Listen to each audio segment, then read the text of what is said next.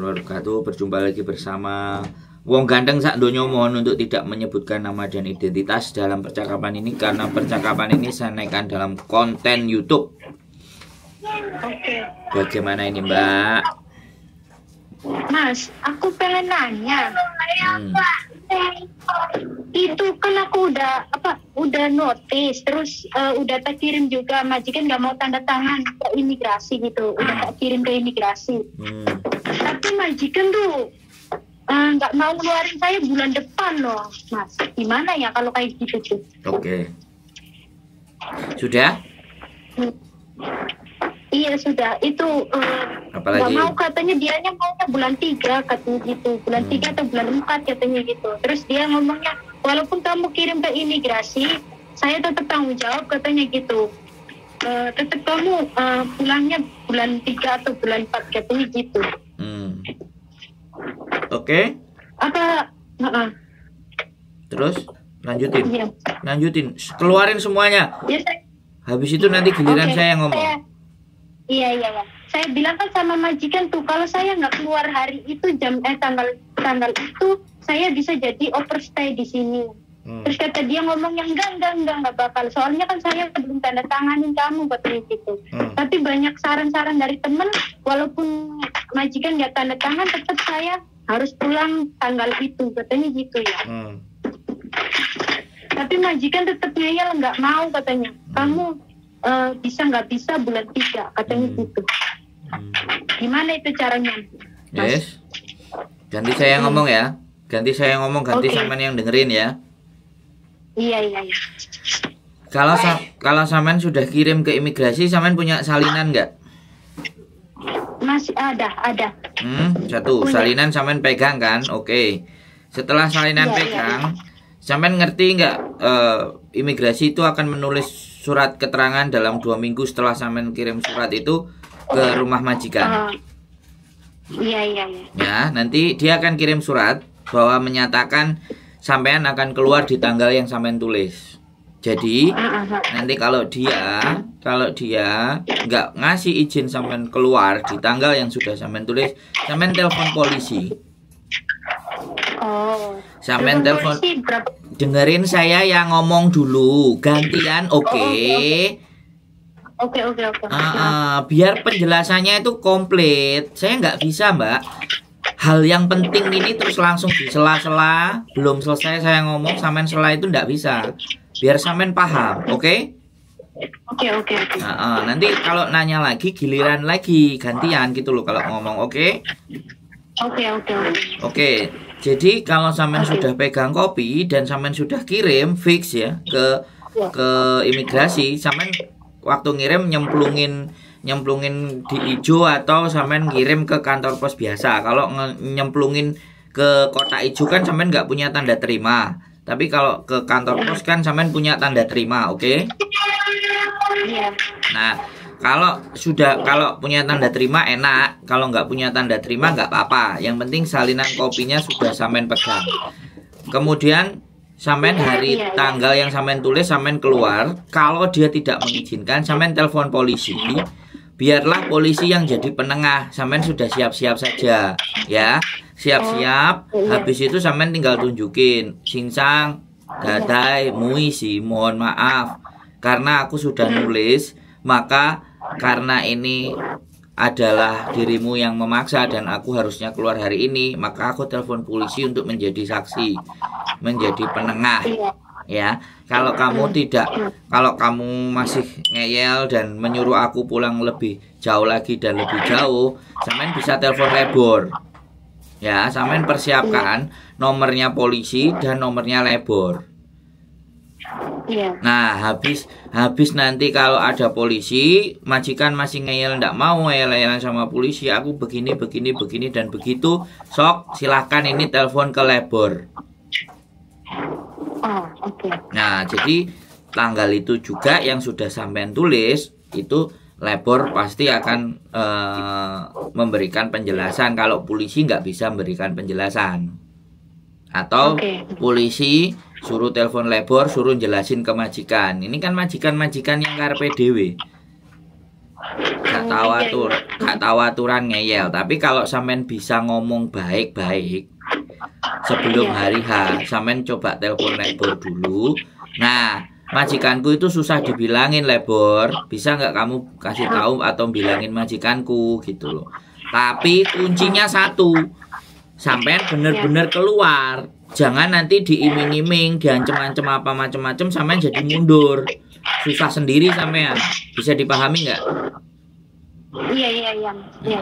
Saya khawatirnya mbak-mbak itu pikirannya berubah gitu loh. Dan itu yang tidak kita suka. Kalau kita saran ke orang tapi ternyata di tengah jalan dia tiba-tiba muenggok. Nah itu loh yang nggak masuk. Iya Mas. Iya, aku udah ngomong sama majikan juga Mas. Aku pokoknya tanggal segitu mau keluar, tapi dia ngomongnya tetap bulan 3 kalau kamu nggak mau keluar ya udah bulan 3 tanggal 10 katanya gitu. Ya nggak mau, saya bilang gitu tetap. Sampai di situ berapa tahun? Aku belum lama, masih 3 bulan 4 bulan ini. Berarti sampean baru atau sudah pernah di Hong Kong finish atau baru non? Baru non ex Taiwan. Nah itu persoalan, sampean yang punya masalah berarti. Tapi sampean pulang Indonesia kan? Iya masih. Nggak kaburan kan? Enggak. Yakin ya? Nggak kabur ya? Ya. Ini masuk konten lo ya. Karena iya masuk. Karena sekali lagi anak-anak non ex atau ex Taiwan itu kena mental. Nah, ketika kena mental dia balik. Kalau saya boleh saran, majikan masih ngomong kayak gitu, ya kan? Artinya majikan masih mau. Tolong sampean pertimbangkan lagi. Kalau memang mau di-extend, majikan suruh ngurus extend. Tapi kalau enggak, wis sampean pokoknya harga mati untuk break ya sudah. Terus itu tadi yang saya ceritain. Karena sekali lagi jangan sampai kehidupan sampean di ke depan lebih baik itu sampean gak bisa gara-gara kesalahan hari ini. Kehidupan di depan sampean besok itu jadi belok-belok dan tidak jelas. Jadi pikirkan baik-baik. Iya, soalnya mas saya mau ngomong. Soalnya kan majikan tuh ngomongnya gini, kalau kamu nggak ditahanin sampai bulan 3 atau bulan 4 katanya, nanti kamu ke Hong Kong juga susah. Saya akan ngomong yang nggak bisa buat kamu ke Hong Kong lagi katanya gitu. Nah, kan pasti kan. Jadi kan makanya saya ngomong, dia bisa membuat dan menulis rekod bahwa anak ini tidak bisa bekerja, anak ini main-main ke Hong Kong, tidak serius dan sepenuh hati. Nah, sampai 3 bulan itu belum sampai 1 tahun. Ya ini saya jelasin ya, sekali lagi saya jelasin. Walaupun berkali-kali saya jelasin di konten saya, tetap akan saya jelasin ke sampean. Jadi kalau belum finish, ya non, kemudian tidak di atas 1 tahun, itu Indonesia konsulat itu punya regulasi dengan PT-PT di Indonesia. Sampean nggak bisa pergi ke Hong Kong lagi selain dari PT yang sudah sampean jalani, kecuali PT yang baru itu nebus sampean. Ya, yang pertama masalahnya potongan sampean mungkin juga belum selesai. Aku nggak tahu loh ya ini. Tapi normally 3 bulan itu belum selesai biasanya. 6 bulan itu selesai. Nah, 3 bulan lagi. Nah, kan 3 bulan lagi. Potongan belum selesai. 3 bulan lagi. 1 bulan. Terus pokoknya PT akan nguber sampean ABCD bla bla bla. Kalau toh pun sampean sudah lunas dengan potongan PT, ya kan? PT juga masih data sampean itu tetap dikunci. Kecuali PT yang lain nebus, akhirnya sampean proses dengan PT lain, majikan yang berbeda, sampean dikenakan potongan lagi. Itu satu. Kalau masih balik ke Indonesia terus pingin balik ke Hong Kong, terus begitu dia balik ke Hong Kong, ya kan, rekod dari majikan lama sebelum menurunkan visa sampean yang baru, dia melihat rekod dan dia menelpon majikan, kenapa kok nulis hal-hal yang buruk terhadap sampean. Itu loh, nulis hal-hal yang buruk terhadap sampean. Nah, itu akan menjadi pertimbangan imigrasi untuk mengapprove visa sampean. Gitu. Nah, kecuali sampean mau ke Singapura, kecuali sampean mau ke Macau, itu imigrasi Hong Kong tidak akan ada hubungannya. Tapi kalau sampean mau balik ya nggak apa-apa. Aku nggak ngerti ceritanya sampean di kemudian hari. Mudah-mudahan ya untuk jalan untuk rezeki PT sampean gelem, tapi pasti nih normally ya PT gelem potongan sampean jauh lebih gede dari yang hari ini. Iya, Mas. Nah, karena harus buka kunci itu semua. Nah, itu makanya dipertimbangkan baik-baik karena sampean sudah mengirim ke imigrasi sekali lagi. Iya. Ya, aku nggak ikut campur, aku cuman ingin menjelaskan yang akan terjadi besok. Yang setelah tanggal yang sampean tulisan dan sampean tak kasih teknisnya juga. Walaupun sebenarnya saya harus menanyain dulu reasonnya sampean itu apa, kenapa kok nggak lanjut bekerjanya, kenapa kok begitu. Tapi tak anggap ya keputusan sampean sudah bulat, makanya saya nggak mau mencampuri. Tapi saya menggambarkan gambaran-gambaran atau efek-efek yang akan sampean terima. Meskipun itu bukan 100%, tapi setidaknya sampean punya pandangan dan gambaran. Jangan sampai nanti setelah berikutnya sampean ngeluh ini. Nah, biasanya orang-orang yang 2-3 bulan ini kok begitu kekeh. Nah, saya nggak ngerti.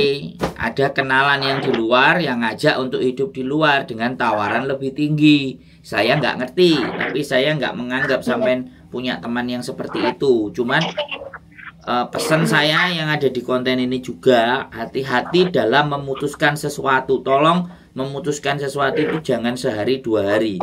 Pikirkan baik-baik selama 1 bulan. Cari info yang benar.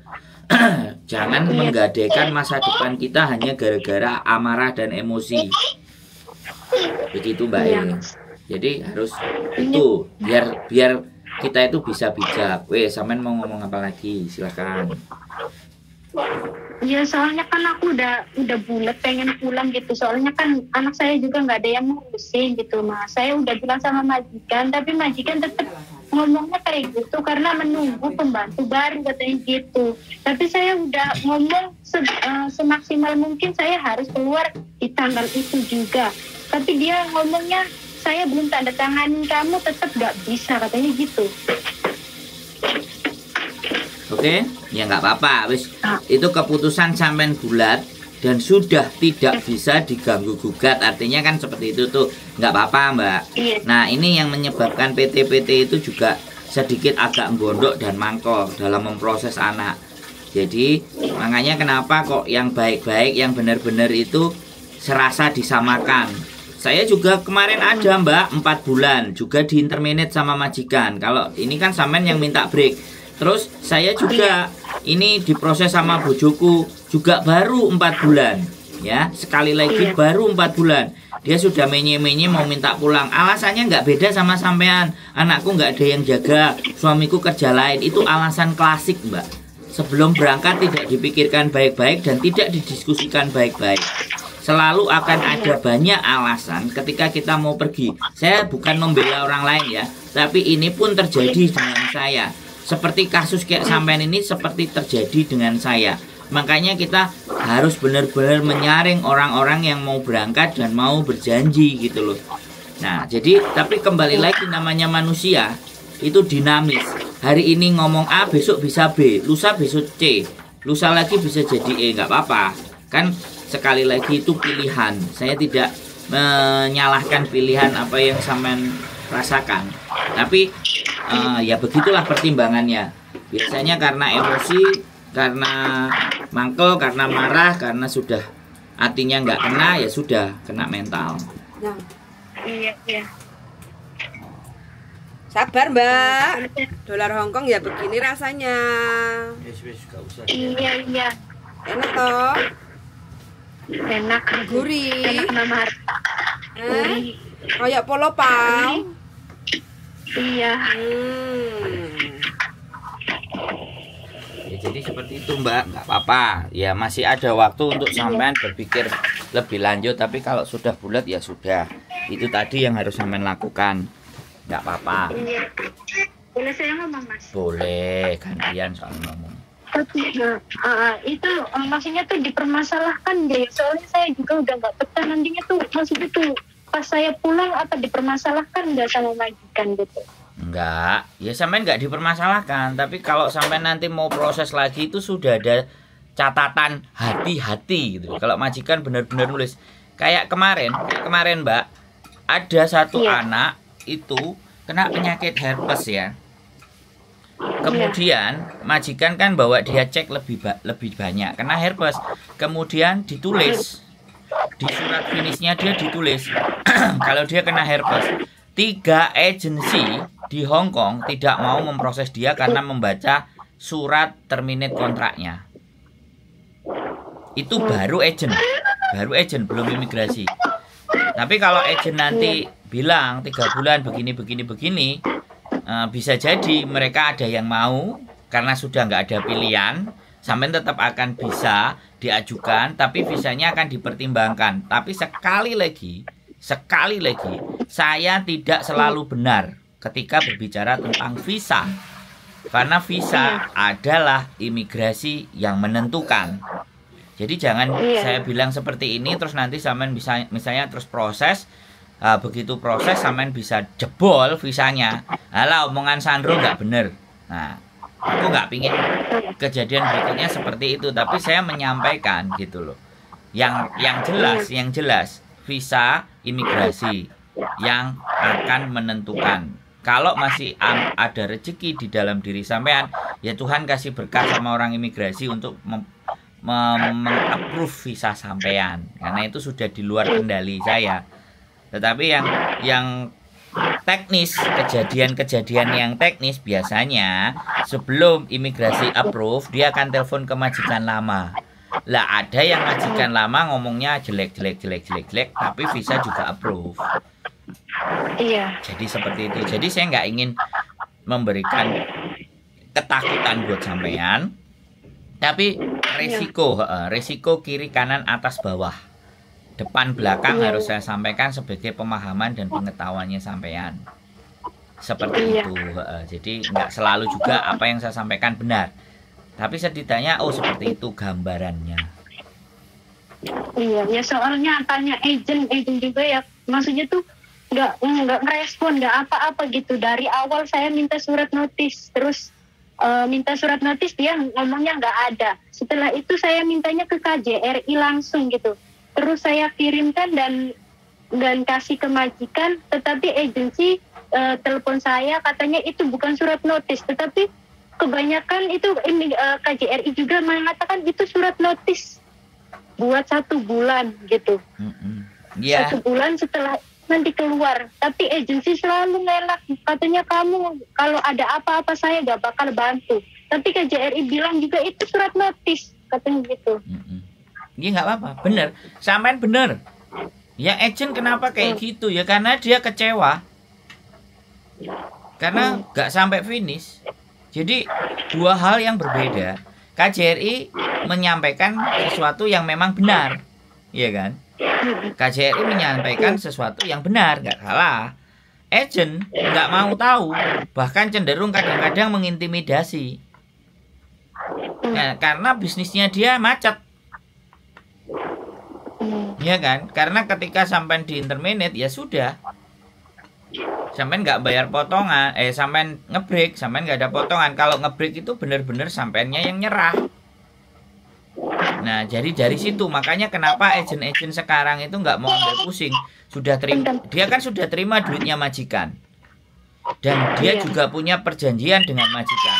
Kalau anak ini keluar sebelum jatahnya, dia harus ngasih ganti dan majikan nggak bayar full. Bisa jadi seperti itu. Tapi bisa jadi juga ya wes anaknya sendiri gak mau dan lewat dari 3 bulan ya wes. Ya kamu kalau mau cari agent lagi ya silakan. Kalau kamu cari CC lagi ya kamu bayar full lagi. Itu secara agent begitu, Mbak. Makanya saya memberikan gambaran ke sampean, pandangan agent bagaimana, pandangan KJRI bagaimana. Ya KJRI ya akan duduk di tengah, ya menceritakan yang benar gitu. Tapi rata-rata agent kayak gitu udah jadi marah dalam memproses. Tapi namanya bisnis, ada barang bagus dan ada barang yang busuk, barang yang nggak benar ada. Ya seperti itulah. Kalau lagi nemu yang nggak pas ya sudah. Sampai masih mending 3 bulan. Saya itu pernah 2 minggu dari Indonesia. udah nggak niat. Kelihatannya dia memang mau cari duit ya 15 juta atau 20 juta aja. Habis itu dia pulang. Nah, makanya seleksi awal.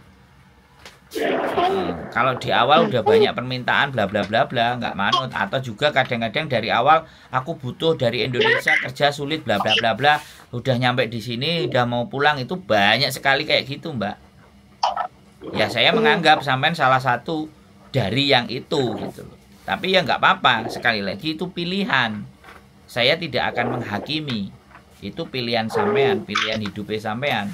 Saya nggak berhak untuk ngatur dan nyuruh ini nyuruh itu, enggak. Ya sudah, nggak apa-apa. Saya udah ada menjelaskan yang seperti sampean bayangkan, yang apa nanti, yang seperti apa ya, garis besarnya seperti itu ceritanya, Mbak nggak apa-apa, saya akan menjelaskan.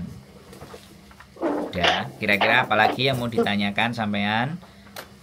Ya soalnya majikan cewek juga suruh keluar hari ini dan suruh bayar sebulan itu, sebulan gaji. Saya bilang kan udah kasih surat notis, tapi dia tetap kekeh minta keluar hari ini. Ya saya nggak keluar lah, tetap diin aja gitu. Terserah dia ngomong apa, saya pokoknya 1 bulan, tunggu 1 bulan gitu terus pulang. Tapi setelah itu majikan cowok ini ya yang ngomong kayak gitu, katanya bisa ditahanin sampai 4 bulan, kan kita nggak ada masalah sama saya, katanya gitu, sama majikan cowok. Kamu ada masalahnya sama majikan cewek doang, katanya gitu. Tapi saya tetap nggak mau, saya bilang gitu. Ya sudah, nggak apa-apa kan, karena majikan yang cewek nggak mau rugi. Sampai disuruh keluar, sampai disuruh bayar, itu biasa. Ya memang kebijakannya begitu. Kalau kita keluar hari ini juga ya kita bayar majikan 1 bulan gaji. Tapi tiket tetap dia yang harus membelikan. Nah minimalnya kan dia nggak membelikan tiket dengan uangnya dia, tapi dari duitnya sampean yang sampean kasih majikan. Itu trik. Itu trik majikan, maksa-maksa untuk keluar hari ini dan suruh bayar. Jadi uangnya, jadi uang tiketnya sampean dari uang itu gitu loh.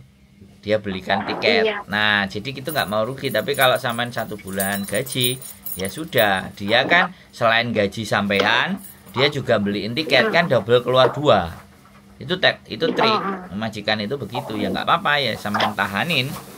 Bagi saya, ya sudah. Intinya kan sampean sama majikan ini sudah tidak ada kecocokan kan, intinya seperti itu. Dan gak usah bimbang, kalau sampean memang sudah yakin mau cabut ya sudah, apa boleh buat, mau manfaat, tidak ada yang bisa menghalangi sampean, dan tidak boleh ada yang mengancam-ngancam dan mengintervensi sampean. Saya juga pernah merasakan jadi agent yang seperti sampean, kasus kayak anak kayak sampean, ada yang 4 bulan, ada yang 2 minggu, biasa. Berarti saya salah pilih orang gitu aja. Tapi ya namanya juga kita memproses anak itu tidak semuanya sama bisa ditata, bisa diarahkan.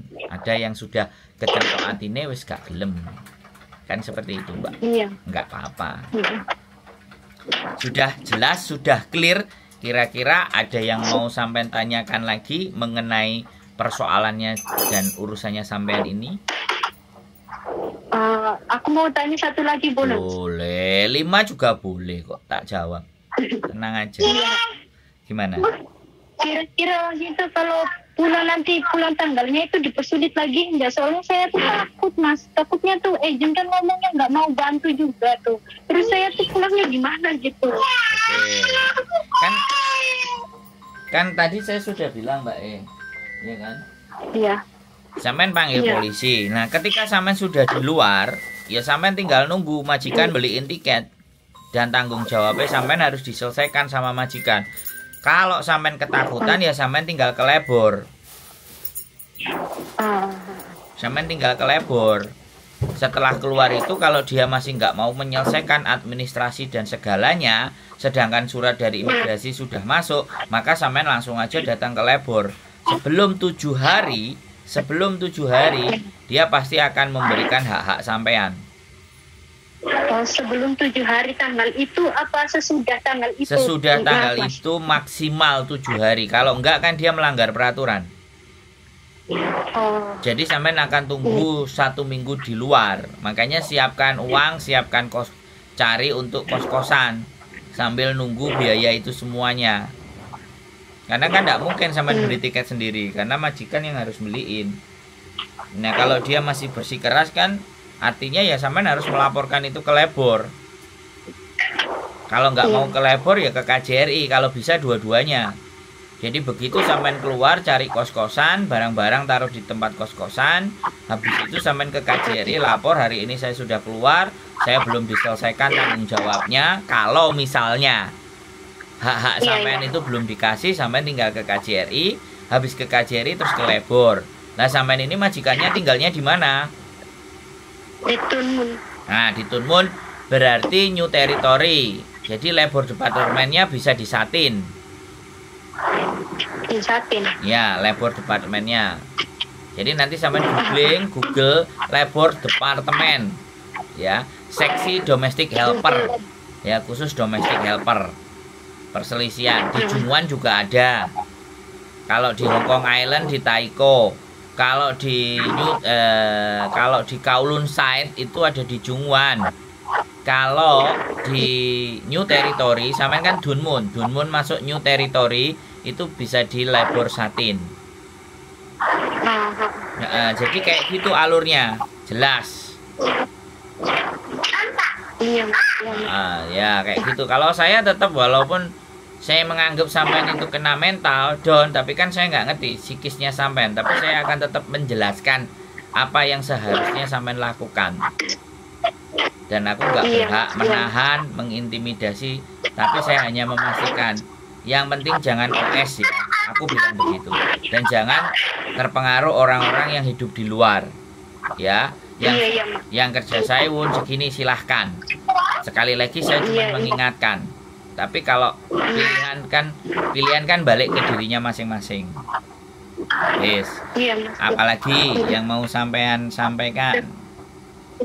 Udah mas, sedikit lega saya juga. Soalnya takut dari tadi pagi tuh takut. Jangan takut, jangan pernah ada takut. Meskipun sampean salah dan bleset, tapi ya wis, sampean jangan takut. Oke? Iya mas, makasih ya mas ya. Oke. Siap selalu ya, tetap semangat ya. Yuk. Oke. Bye-bye. Waalaikumsalam warahmatullahi wabarakatuh.